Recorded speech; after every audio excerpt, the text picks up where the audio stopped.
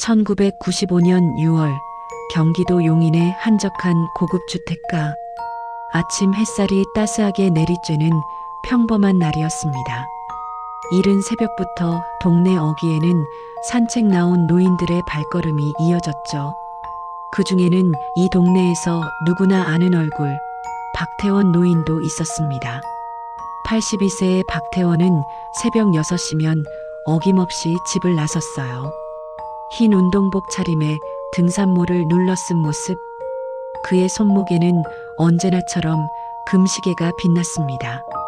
왼손 약지에는 결혼 반지보다 더 오래 낀 금반지가 있었죠. 박 사장님, 오늘도 일찍 나오셨네요. 경비실을 지나며 인사를 나누는 박태원의 목소리는 힘이 있었습니다.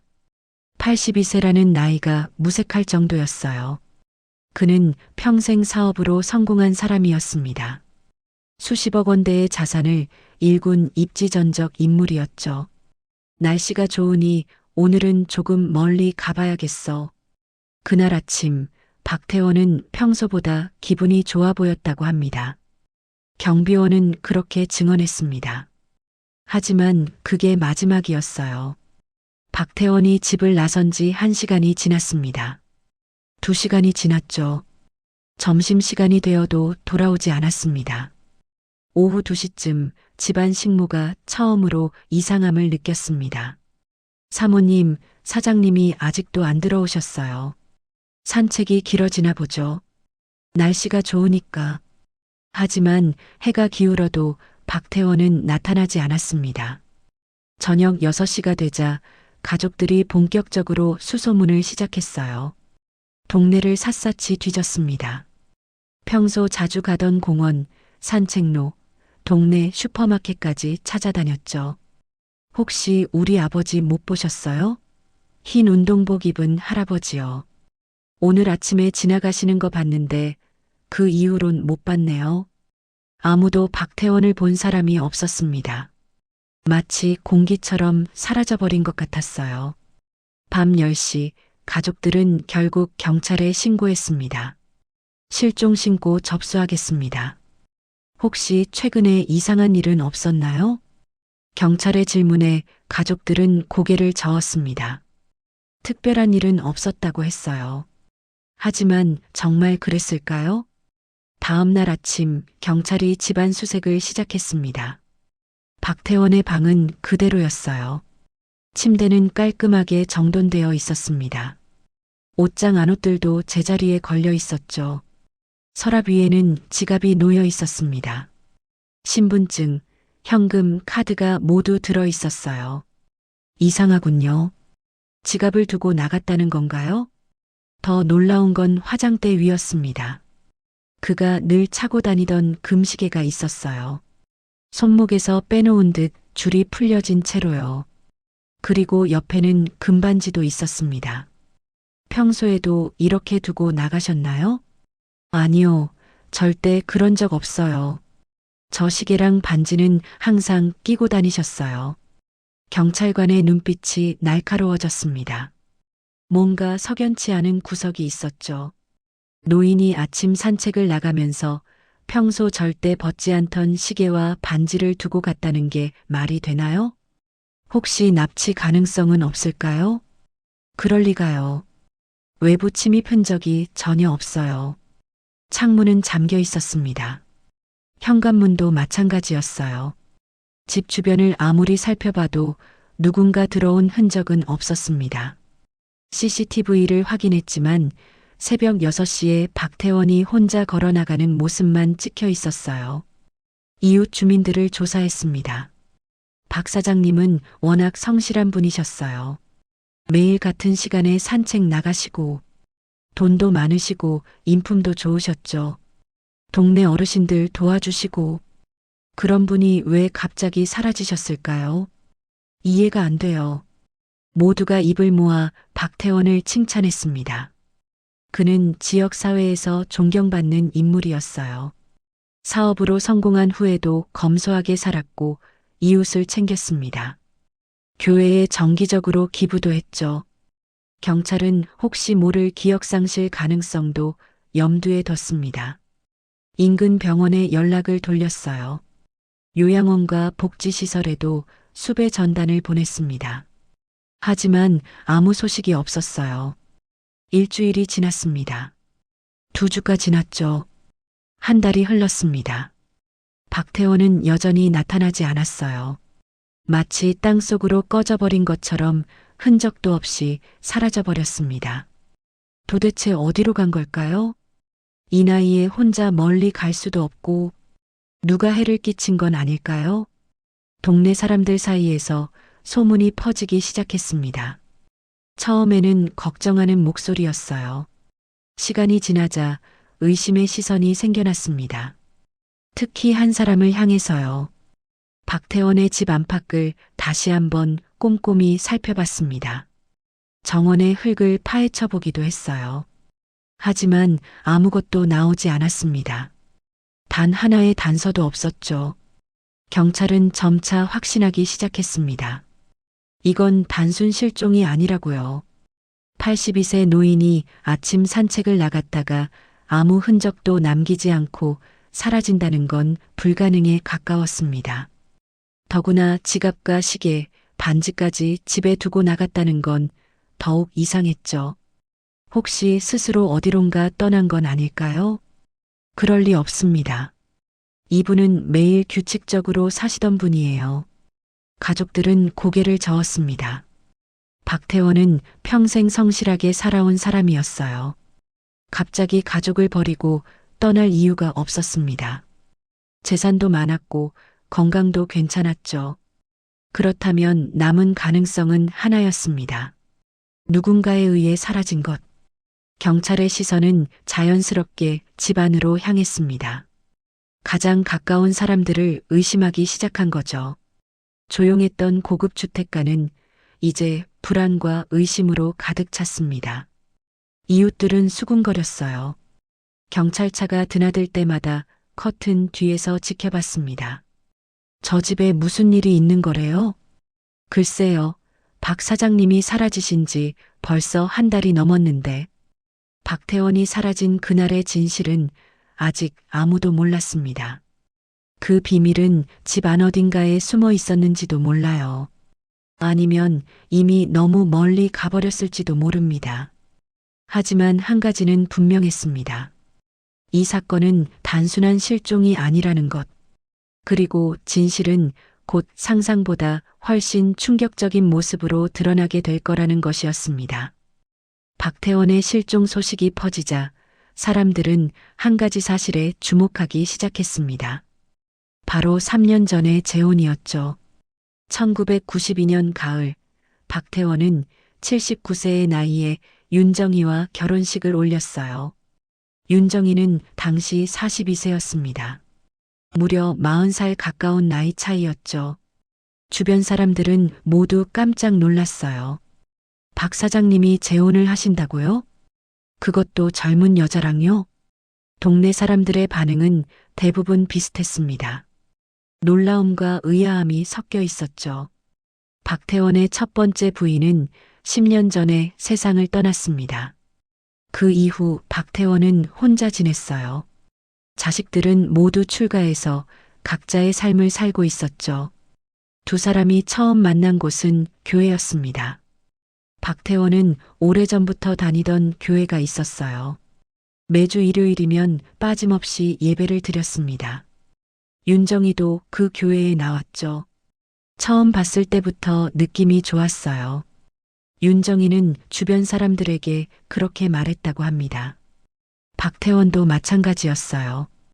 혼자 지내던 시간이 길었던 탓인지 윤정희에게 마음이 끌렸습니다. 윤정희는 보험 설계사로 일하고 있었어요. 활발한 성격에 말도 잘했습니다. 사람들과 금방 친해지는 스타일이었죠. 교회 사람들 사이에서도 인기가 많았어요. 정희 씨는 정말 밝은 사람이에요. 누구한테나 친절하고 웃음도 많고요.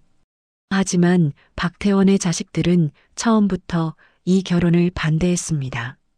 특히 큰아들 박민수는 강하게 나섰어요. 아버지, 다시 생각해 보세요. 나이 차이가 너무 많잖아요. 재산 때문에 접근하는 거 아니에요? 박민수의 목소리는 단호했습니다.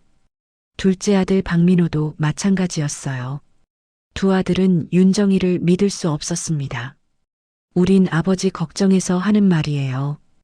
요즘 세상에 이런 일이 얼마나 많은데요. 하지만 박태원은 아들들의 말을 듣지 않았습니다. 오히려 화를 냈어요. 내 인생인데 내가 알아서 하겠다. 너희들은 각자 잘 살고 있잖아. 나도 내 삶을 살게 놔둬. 결국 두 사람은 결혼했습니다. 성대한 결혼식은 아니었어요. 교회에서 소박하게 예식을 올렸죠. 하객도 많지 않았습니다. 친척 몇 명과 교회 사람들이 전부였어요. 결혼 후 윤정이는 박태원의 집으로 들어왔습니다. 처음 몇 달은 평온했어요. 윤정이는 집안일을 잘 챙겼습니다. 박태원의 식사도 정성껏 준비했죠. 정이가 정말 잘해줘요. 박태원은 친구들에게 자랑했습니다. 재혼이 잘 된 것 같다고 말했어요. 하지만 시간이 지나면서 뭔가 달라지기 시작했습니다. 박태원은 원래 사교적인 사람이었어요. 친구들과 자주 만났습니다. 바둑도 두고 식사도 함께 했죠. 동네 경로당에도 자주 나갔어요. 박 사장님, 요즘 통 얼굴을 못 봤네요. 바쁘신가 봐요. 하지만 재혼 후 박태원의 모습은 점점 보기 힘들어졌습니다. 친구들이 전화를 걸어도 받지 않았어요. 약속을 잡아도 나오지 않았죠. 이상하네. 박 사장님이 왜 이러시지? 혹시 몸이 안 좋으신가? 친구들은 걱정하기 시작했습니다. 몇몇은 직접 집으로 찾아가기도 했어요. 하지만 윤정이가 문 앞에서 막아섰습니다. 남편이 좀 피곤해 하세요. 오늘은 쉬셔야 해요. 약속이 있어서 못 나가요. 윤정이의 말투는 정중했지만 단호했습니다. 친구들은 발걸음을 돌릴 수밖에 없었죠. 이웃들도 변화를 느꼈습니다. 예전에는 박 사장님이 산책하시면서 인사도 잘하셨는데 요즘은 말수도 줄고 표정도 어두워 보여요. 박태원은 점점 폐쇄적으로 변해갔습니다. 집 밖으로 나오는 일도 줄었어요. 나오더라도 혼자 조용히 걷기만 했습니다.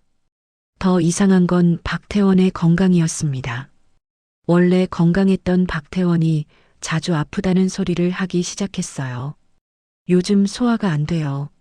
머리가 자주 아파요. 병원에 다니는 횟수도 늘어났습니다. 하지만 검사를 해봐도 특별한 이상은 없었어요. 의사들도 고개를 갸우뚱했죠. 나이 탓일 수도 있습니다. 스트레스를 받고 계신 건 아닌가요?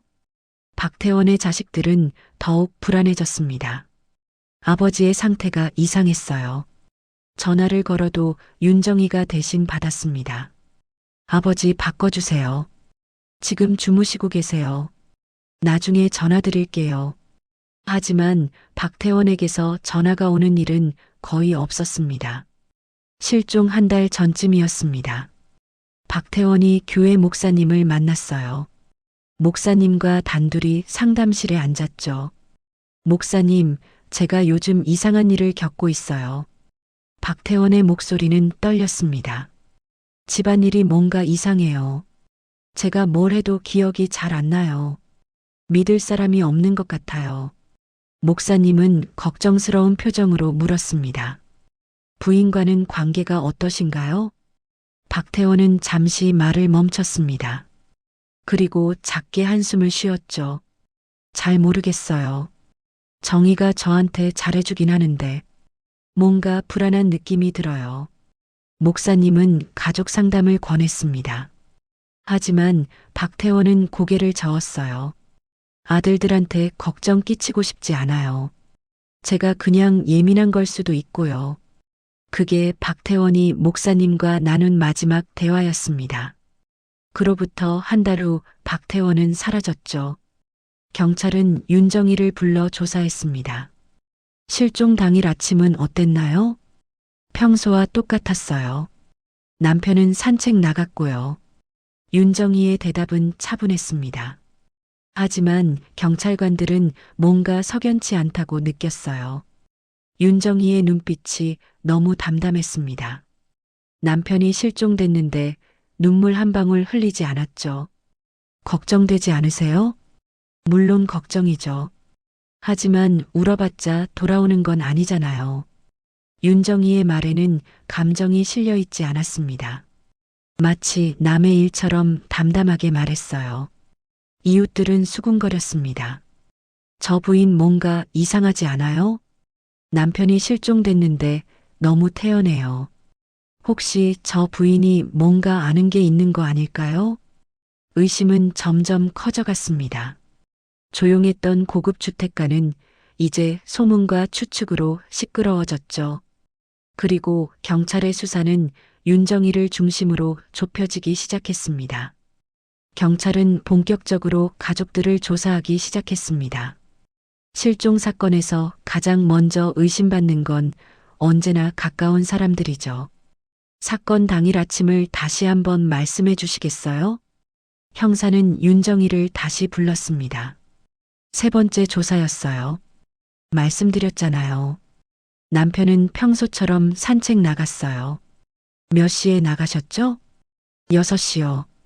항상 그 시간에 나가요. 윤정희는 똑같은 대답을 반복했습니다. 하지만 형사는 계속 파고들었어요. 그날 아침에 특별한 일은 없었나요? 부부싸움이라던가. 없었어요. 평범한 아침이었어요. 형사는 서류를 꺼냈습니다. 은행 거래 내역이었죠. 그런데 이상한 게 있네요. 당신이 그날 아침 8시에 은행에 갔더군요. 윤정희의 표정이 살짝 굳었습니다. 하지만 금방 평온함을 되찾았어요. 네, 갔어요. 남편 명의 통장에서 큰 돈을 인출하셨는데요. 3천만 원이요. 생활비였어요. 생활비 치고는 많은 금액 아닌가요? 윤정희는 한숨을 쉬었습니다. 집 수리할 때가 있었어요. 그리고 명절도 다가오고. 그런데 왜 하필 그날 아침이었나요? 남편이 실종된 바로 그날이요. 우연이에요. 그냥 그날 시간이 됐을 뿐이에요. 형사는 윤정희의 눈을 똑바로 쳐다봤습니다. 윤정희도 피하지 않고 형사를 바라봤어요. 둘 사이에 긴장감이 흘렀죠. 통장과 도장은 누가 관리했나요? 제가 했어요. 남편이 맡기셨어요. 결혼하고 얼마 안 됐는데 재산 관리를 맡기셨다고요? 남편이 나이가 많으셔서 귀찮아 하셨어요. 형사는 메모를 했습니다. 뭔가 수상한 구석이 있었죠. 실종 당일 아침에 거액을 인출한다는 게 너무 우연 같았어요. 경찰은 박태원의 아들들도 조사했습니다. 큰아들 박민수가 먼저 들어왔어요. 아버지와 마지막으로 통화한 게 언제죠? 한 달 전쯤이요. 전화했는데 윤정희가 받더라고요. 박민수의 목소리는 분노로 떨렸습니다. 아버지 바꿔달라고 했는데 주무신대요. 그게 마지막이었어요. 아버지와 사이가 안 좋았나요? 재혼 문제로 다퉜어요. 저는 처음부터 반대했거든요. 박민수는 주먹을 쥐었습니다. 윤정희 그 여자가 수상했어요. 아버지 재산만 노린 거라고요. 증거가 있나요? 없어요. 하지만 확신해요. 분명 그 여자가 뭔가 했을 거예요. 둘째 아들 박민호도 비슷한 말을 했습니다. 형하고 저는 윤정희를 믿지 않았어요. 아버지 재산 상속 문제로 다툰 적 있나요? 박민호는 잠시 망설였습니다. 그리고 고개를 끄덕였어요. 있었어요. 한 달 전쯤 아버지가 유언장을 다시 쓰신다고 하셨거든요. 형사의 눈빛이 날카로워졌습니다. 어떤 내용이었죠? 자세히는 모르겠어요. 하지만 윤정희한테도 재산을 나눠주신다고 하셨어요. 그래서 당신들은 어떻게 했나요? 당연히 반대했죠. 결혼한 지 얼마 안 됐는데 말이 되나요? 박민호의 목소리가 커졌습니다. 형하고 저는 아버지를 설득하려고 했어요. 윤정이 없이 만나자고요. 그래서요? 아버지가 거부하셨어요. 우리를 믿지 못하시는 것 같았어요. 형사는 메모를 계속했습니다. 재산 다툼이 있었다는 건 중요한 단서였죠. 경찰은 윤정희의 과거도 조사했습니다. 보험 설계사로 일했다는 건 알고 있었어요. 하지만 더 파고들자 이상한 점들이 나왔습니다. 윤정혜 씨, 결혼 전에 빚이 좀 있었다죠? 다시 조사실에 불려온 윤정희는 당황한 기색을 보였어요. 그건 다 갚았어요. 얼마였죠? 8천만 원쯤요. 적지 않은 금액인데 어떻게 갚으셨나요? 윤정희는 입술을 깨물었습니다. 남편이 도와주셨어요. 결혼하자마자요? 제 사정을 아시고 도와주셨어요. 형사는 고개를 끄덕였습니다. 하지만 표정은 의심으로 가득했죠. 그럼 결혼 전에 빚이 있다는 걸 남편이 알고 계셨나요? 네, 숨기지 않았어요. 82세 노인이 42세 여성의 빚을 대신 갚아줬다. 이상하지 않나요? 윤정희는 대답하지 않았습니다. 시선을 아래로 내렸어요. 경찰은 박태원의 재산 현황도 파악했습니다. 부동산이 여러 개 있었어요. 예금도 상당했죠. 주식과 채권까지 합치면 수십억 원 되었습니다. 유 원장은 어디 있죠? 변호사가 보관하고 있어요. 경찰은 변호사를 찾아갔습니다. 유 원장을 확인했죠. 박태원 씨가 한 달 전에 새로 작성하셨더군요. 변호사는 고개를 끄덕였습니다. 네, 재혼 후 내용을 수정하고 싶다고 하셨어요. 어떤 내용인가요? 재산의 절반을 부인 윤정희에게 주고 나머지를 두 아들에게 주는 내용이에요. 형사는 눈살을 찌푸렸습니다. 아들들이 알고 있었나요? 네, 알고 있었어요. 그래서 크게 반대했죠. 박태원 씨의 태도는 어땠나요? 변호사는 잠시 생각했습니다. 확고했어요. 하지만 동시에 불안해 보이기도 했어요. 불안하다고요? 뭔가 걱정하시는 것 같았어요. 계속 주변을 두리번거리셨거든요. 경찰은 교회 사람들도 만났습니다. 박태원과 윤정희를 모두 아는 사람들이었죠. 두 분 사이가 어땠어요? 처음엔 좋아 보였어요. 윤정희 씨가 박태원 씨를 잘 모셨거든요. 나중에는요? 교인 한 명이 조심스럽게 말했습니다. 박태원 씨가 점점 말이 없어지셨어요. 표정도 어두워지고요. 윤정희 씨는요? 여전히 밝았어요. 오히려 더 활발해졌달까요? 또 다른 교인이 끼어들었습니다. 한 번은 박태원 씨가 혼자 교회에 오신 적이 있어요. 언제죠? 실종 보름 전쯤이요. 윤정혜 씨 없이 혼자 오셨어요. 뭐라고 하셨나요? 기도 열심히 하셨어요. 그리고 중얼거리시더라고요. 뭐라고요? 하나님 저를 지켜주세요 라고요. 형사는 다시 윤정희를 불렀습니다. 남편과 재산 문제로 다툰 적 있나요? 없어요. 아들들과는요? 윤정희의 얼굴이 굳어졌습니다. 그 사람들이 절 싫어했어요. 처음부터요. 왜죠? 제가 젊으니까요. 아버지 재산 노린다고 생각했죠. 실제로는 아니었나요? 윤정희는 형사를 똑바로 쳐다봤습니다. 사랑했어요. 남편을 진심으로 사랑했어요. 하지만 빚을 갚아달라고 했죠. 그건 부끄러운 일이었어요. 하지만 남편이 먼저 도와주겠다고 하셨어요. 형사는 더 이상 묻지 않았습니다.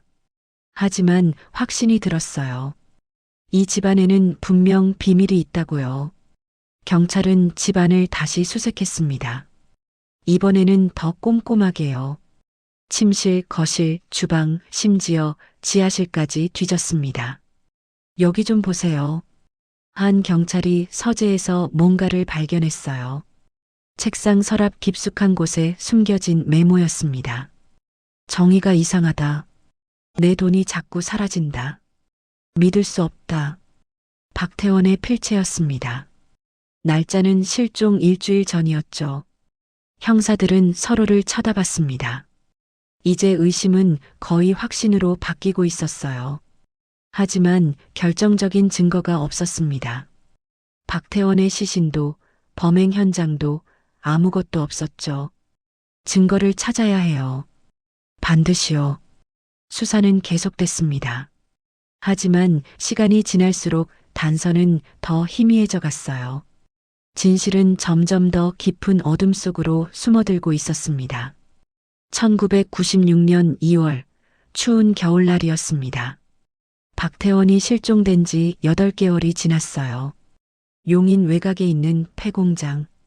오래전부터 버려진 채 방치된 곳이었죠. 녹슨 철문, 깨진 유리창, 무너져가는 벽.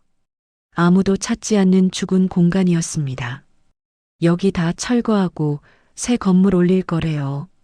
인부 4명이 현장에 도착했어요. 중장비도 함께 왔죠. 철거 작업은 아침부터 시작됐습니다. 조심해서 작업하세요. 무너질 수 있으니까. 현장 감독이 소리쳤습니다. 인부들은 고개를 끄덕이며 작업을 시작했어요. 오전 10시쯤이었습니다. 인부 한 명이 공장 뒤편을 정리하고 있었어요. 자풀이 무성하게 자란 곳이었죠. 여기 뭐가 있네. 커다란 물탱크가 눈에 들어왔습니다. 녹이 가득한 철제 탱크였어요. 크기는 사람 2명이 들어갈 만했죠. 야, 이거 좀 봐. 다른 인부들이 모여들었습니다. 물탱크는 오래전부터 그곳에 있었던 것 같았어요. 표면은 녹으로 뒤덮여 있었고 이끼도 잔뜩 끼어 있었습니다. 이거 버려진 지 몇 년은 된 것 같은데 그냥 치우면 되겠네. 인부들은 탱크를 옮기려고 했어요.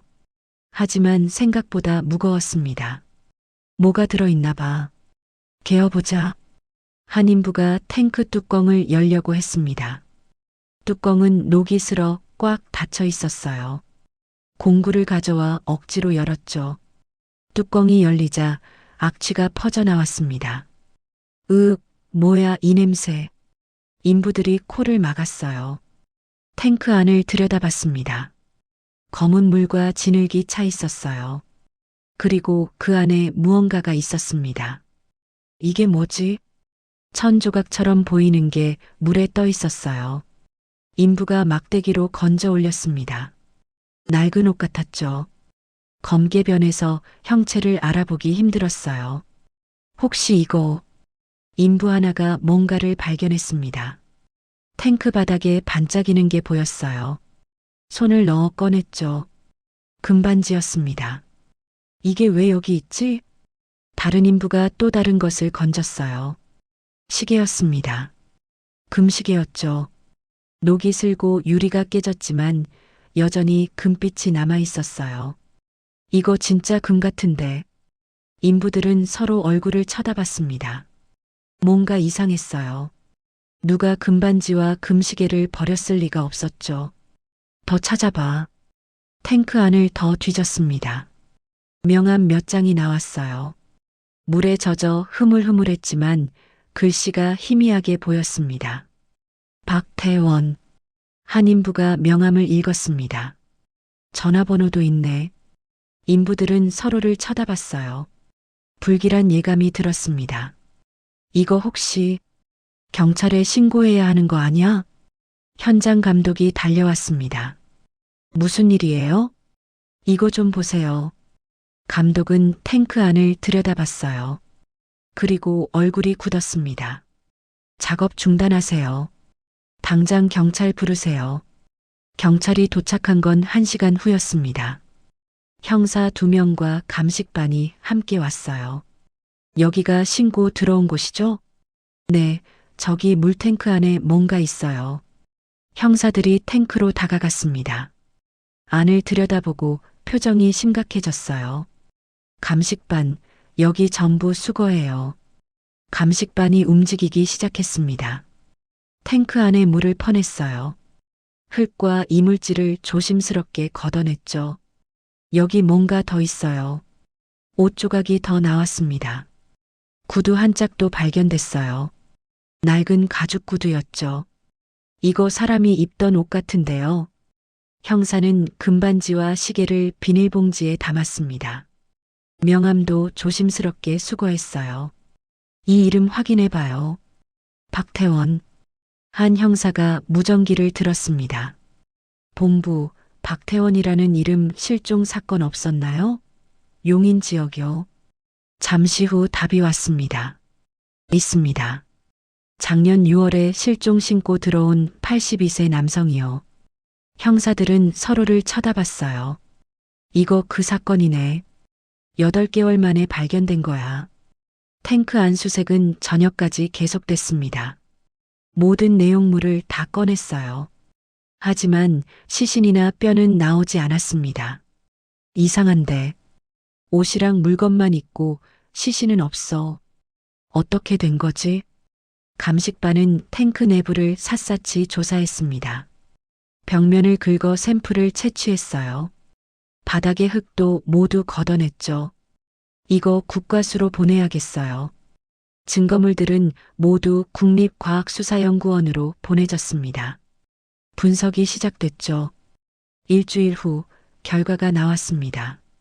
DNA 흔적이 검출됐습니다. 국과수 연구원이 보고서를 들고 설명했어요.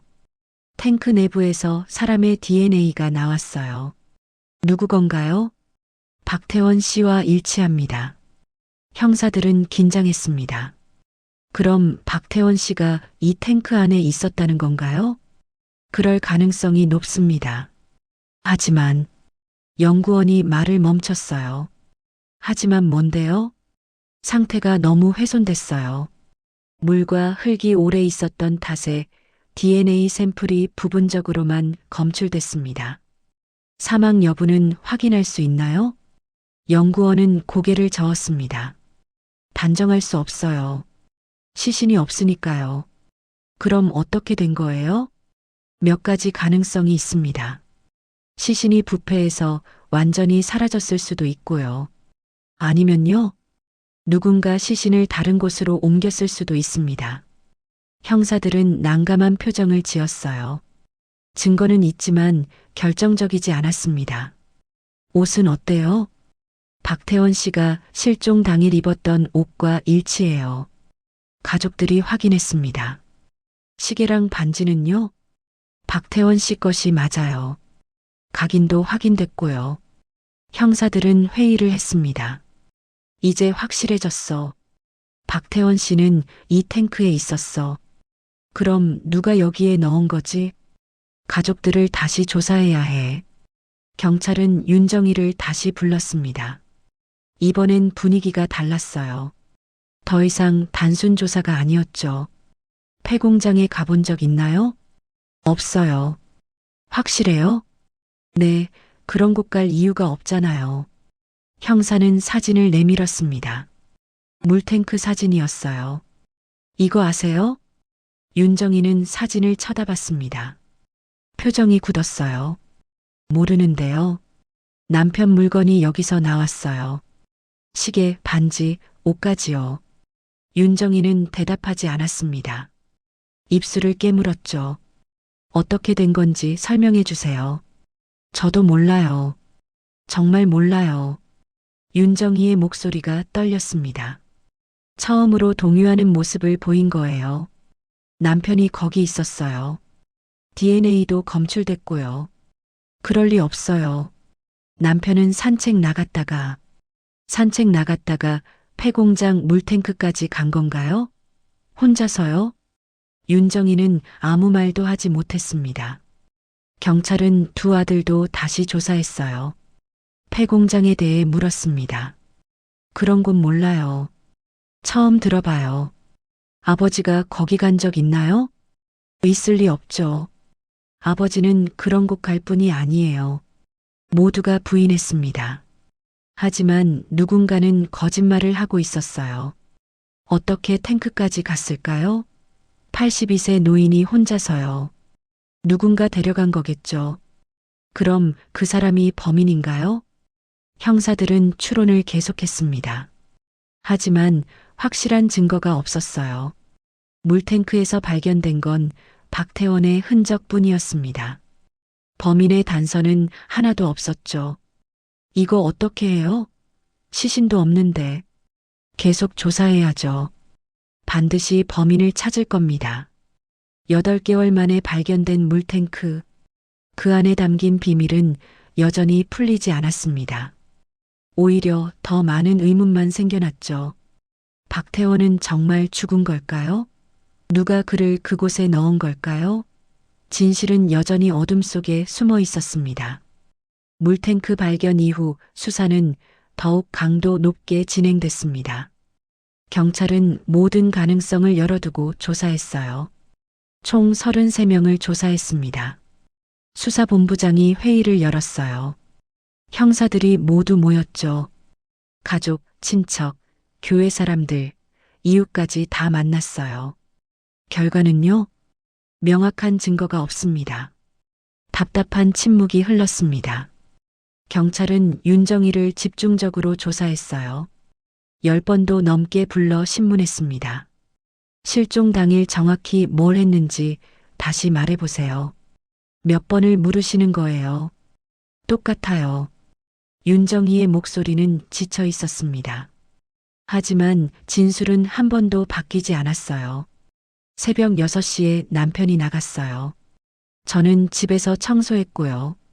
8시에 은행 갔죠? 네, 생활비 찾으려고요. 그 후엔요? 집에 돌아와서 점심 준비했어요. 남편이 안 오길래 기다렸고요. 형사는 윤정희의 눈을 뚫어지게 쳐다봤습니다. 폐공장은 정말 모르나요? 몰라요. 진짜로요. 그럼 남편 물건이 어떻게 거기 있는 건가요? 저도 그게 궁금해요. 윤정희는 울지 않았습니다. 눈물 한 방울 흘리지 않았어요. 오히려 담담했죠. 형사들은 그게 더 의심스러웠습니다. 남편 재산은 어떻게 됐나요? 법원에서 다투고 있어요. 아들들하고요. 누가 이기고 있나요? 윤정희는 쓴웃음을 지었어요. 아무도요. 남편이 살았는지 죽었는지 증명이 안 되니까요. 그게 핵심이었습니다. 시신이 없었어요. 사망을 확정할 수 없었죠. 법적으로 박태원은 여전히 실종자였습니다. 두 아들도 계속 조사를 받았습니다. 아버지 유산은 어떻게 하실 건가요? 큰아들 박민수가 대답했어요. 윤정희한테 한 푼도 안 줄 겁니다. 하지만 유언장에는 그건 아버지가 정상적인 상태에서 쓴 게 아니에요. 박민수의 목소리는 단호했습니다. 윤정희가 아버지를 조종한 거예요. 분명히요. 증거가 있나요? 없어요. 하지만 확신해요. 둘째 박민호도 같은 입장이었습니다. 형하고 저는 끝까지 싸울 겁니다. 아버지를 위해서라도요. 재산 다툼은 법정으로 갔습니다. 변호사들이 나섰어요. 공방이 시작됐죠. 박태원 씨는 사망한 것으로 봐야 합니다. 윤정희 측 변호사가 주장했어요. 8개월 만에 물탱크에서 유품이 발견됐습니다. DNA도 검출됐고요. 하지만 시신은 없습니다. 아들들 측 변호사가 반박했어요. 시신 없이 사망을 인정할 수 없습니다. 실종자로 처리해야 합니다. 판사는 고민했습니다. 양측의 주장이 모두 일리가 있었어요. 시신이 부패해서 사라졌을 가능성은 있습니다. 하지만 확실하지 않습니다. 결국 판결은 보류됐습니다. 더 많은 증거가 필요했죠. 경찰도 막다른 골목에 다다랐습니다. 더 이상 나올 증거가 없었어요. 폐공장 주변을 다시 수색했나요? 네, 3번이나 했습니다. 아무것도 없어요. 목격자는요? 없습니다. 그 시기에 그 근처 간 사람이 없어요. 형사들은 답답해했습니다. 윤정희가 수상한 건 확실해요. 하지만 증거가 없어요. 아들들도 의심스럽긴 해요. 재산 때문에요. 그럼 누가 범인인가요? 아무도 대답하지 못했습니다. 수사는 점점 느슨해졌습니다. 새로운 단서가 나오지 않았어요. 다른 사건들이 밀려 들어왔죠. 이 사건 일단 보류합시다. 미제로 남기는 건가요? 어쩔 수 없어요. 더 이상 할 게 없어요. 1997년 봄 윤정이가 갑자기 이사를 갔습니다. 집을 정리하고 용인을 떠난 거예요. 어디로 가는 건가요? 이웃들이 물었습니다. 서울이요. 여기는 너무 힘들어요. 윤정이는 담담하게 대답했어요. 짐을 실은 트럭이 떠났습니다. 그게 마지막이었어요. 윤정이의 행방은 그 후 알려지지 않았죠. 윤정이를 찾아야 하는 거 아니에요? 법적으로 문제 없어요. 용의자도 아니고요. 경찰은 더 이상 그를 추적하지 않았습니다. 아들들은 법원에 계속 소송을 냈습니다. 아버지의 재산을 지키려고 했어요. 윤정희와의 결혼은 무효입니다. 아버지가 정상적인 판단을 할 수 없었어요. 하지만 법원은 받아들이지 않았습니다. 결혼은 유효합니다. 다만 재산 분할은 사망이 확정된 후에 진행하겠습니다. 결국 아무것도 결정되지 않았어요. 박태원의 재산은 그대로 동결됐습니다. 세월이 흘렀습니다. 1년, 2년, 5년. 사람들은 점점 잊어갔어요. 박태원 사장님 기억나세요? 아, 그 실종 사건 말이에요? 결국 못 찾았죠? 그러게요. 미스터리로 남았어요. 동네 사람들은 가끔 그 이야기를 꺼냈습니다. 하지만 진실은 여전히 밝혀지지 않았어요. 교회에서는 박태원을 위한 추도 예배를 열었습니다. 하나님, 박태원 형제의 영혼을 편히 쉬게 하소서. 목사님의 기도 소리가 울려 퍼졌어요. 교인들은 고개를 숙였죠. 그가 어디에 있든 평안하기를 기도합니다. 박태원의 집은 비어 있었습니다. 아들들도 윤정이도 돌아오지 않았어요. 정원에는 잡초가 무성했죠. 창문에는 먼지가 쌓였습니다. 이웃들은 그 집을 지날 때마다 고개를 저었어요. 저 집에 무슨 일이 있었던 걸까요? 글쎄요, 아무도 모르죠. 2000년대가 되었습니다. 박태원 사건은 완전히 잊혔어요. 신문에도 뉴스에도 나오지 않았습니다. 단지 몇몇 사람들의 기억 속에만 남아 있었죠. 그때 그 사건 있잖아요. 아, 물탱크에서 물건 나온 거요? 그게 대체 뭐였을까요? 아무도 모르죠. 경찰도 못 풀었잖아요. 진실은 끝내 밝혀지지 않았습니다. 박태원이 정말 죽은 건지, 누가 범인인지, 왜 그런 일이 벌어진 건지 아무것도 확실하지 않았어요. 혹시 윤정이가 알고 있을까요? 아니면 두 아들이 뭔가 숨기고 있는 걸까요? 아니면 전혀 다른 누군가의 소행이었을까요? 우리는 알 수 없습니다. 다만 한 가지는 확실해요. 그날 아침 산책을 나간 82세 노인은 다시 돌아오지 않았다는 것. 8개월 후 폐공장 물탱크에서 그의 흔적만 남았다는 것. 그리고 그 비밀은 지금까지도 어둠 속에 묻혀 있다는 것입니다. 세상에는 풀리지 않는 미스터리가 있습니다. 아무리 조사해도 아무리 추론해도 답을 찾을 수 없는 사건들이죠. 박태원의 실종은 그런 사건 중 하나였습니다. 가장 가까운 사람을 믿어야 할까요? 아니면 의심해야 할까요? 돈과 재산 앞에서 사람은 어떻게 변할까요? 사랑은 진짜였을까요? 아니면 계산된 거짓이었을까요? 이 이야기는 우리에게 묻습니다. 당신 곁의 사람을 정말로 알고 있나요? 당신이 믿는 그 사람의 진짜 모습은 무엇인가요? 박태원은 마지막 순간 무엇을 봤을까요? 누구의 얼굴을 봤을까요? 그는 무슨 말을 하고 싶었을까요? 우리는 영원히 알 수 없을 겁니다.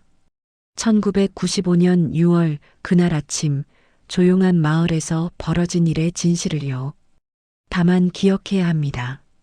세상에는 절대 풀리지 않는 비밀이 있다는 것을, 그리고 그 비밀은 때로 우리가 가장 사랑하는 사람 옆에 숨어 있을 수 있다는 것을요. 박태원의 이야기는 여기서 끝입니다. 하지만 진실은 여전히 어딘가에 남아있을 겁니다. 물탱크 속 검은 물처럼 결코 맑아지지 않은 채로요.